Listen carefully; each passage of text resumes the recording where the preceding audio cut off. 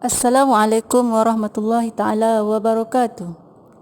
Muslimin muslimat yang dirahmati Allah Subhanahu wa taala, ada satu kisah seekor rusa yang bunting.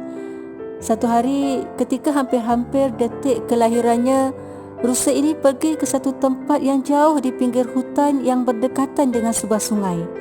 Tiba-tiba, sesuatu yang tidak ia bayangkan terjadi. Terdengar suara gemuruh dari langit dan tiba-tiba kilat yang menyambar ke permukaan bumi kelihatan. Hutan kering ini terbakar dahsyat kerana percikan api daripada petir tersebut. Ketika rusa ini menoleh ke kiri, dia nampak seorang pemburu sedang menunjukkan anak panah ke arahnya. Kemudian dia menoleh ke kanan. Dia terkejut melihat seekor singa lapar yang sedang sedia untuk menerkamnya.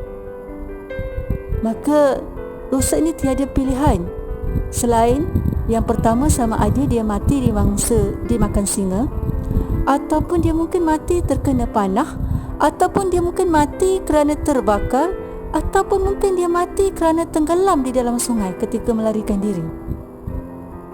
Baik, muslimin muslimat yang dirahmati Allah Subhanahu wa taala, yang jelas di sini kita nampak bahaya mengancam dari berbagai penjuru dan tidak ada lagi kesempatan untuk berlari. Lalu apa yang harus dia lakukan? Apa yang sepatutnya seekor rusa ini boleh lakukan dalam keadaan dia sedang bunting?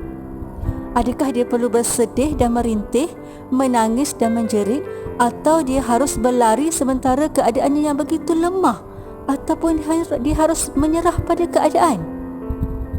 Apa yang rusa lakukan? Rusa pun pasrah. Dia hanya fokus untuk melahirkan bayinya. Lalu apa yang terjadi? Dengan kuasa Allah, kilat-kilat yang menyambar mengganggu pandangan si pemburu tadi. Akhirnya panah yang dilepaskan pun tersasar dan mengena si singa yang lapar tadi. Singa malang itu pun mati.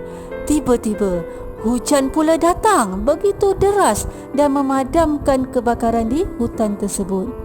Pemburu lari mencari tempat berteduh dan tidak fokus lagi kepada rusa tersebut. Rusa pun akhirnya selamatlah melahirkan anaknya.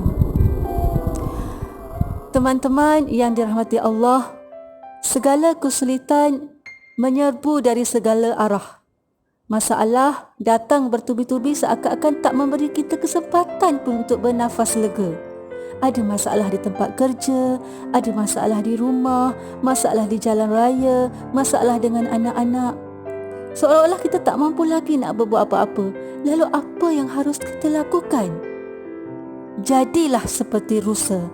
Biarkan semuanya berjalan mengikut apa adanya. Lakukan sesuatu yang mampu kita lakukan. Selebihnya serahkan kepada Allah. Kerana apa? Kerana Allah lah yang mengatur jalan kehidupan kita. Teman-teman, sesungguhnya Tuhan menyayangi hamba-Nya melalui kasih sayang ibu pada anak-anak. Dialah yang akan menyelesaikan semua masalahmu dan akan menyembuhkan luka-lukamu. Jangan berkata, "Ya Allah, aku memiliki masalah yang besar." Tapi katakanlah, "Wahai masalah, aku memiliki Allah yang maha besar." Tetaplah istiqamah. Wallahu a'lam. Mohon maaf dari saya. Semoga kita sentiasa mendapat keampunan daripada Allah Subhanahu wa taala. Assalamualaikum warahmatullahi taala wabarakatuh.